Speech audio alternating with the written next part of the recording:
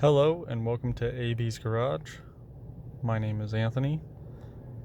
On today's short tip video, we are going to do the oil service light reset on a 2016 Ford F150. This is the Platinum trim, so this is going to go for the LCD large instrument cluster.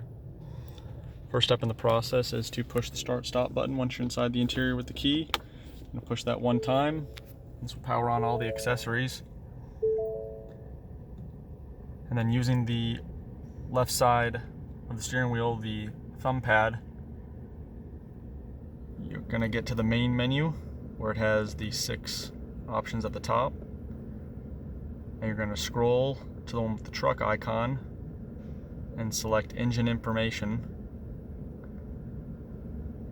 And that brings you right to the oil life. It'll show you engine hours, idle hours, and you're just going to simply push and hold OK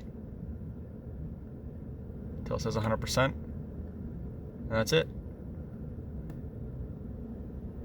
Hope you found this video helpful.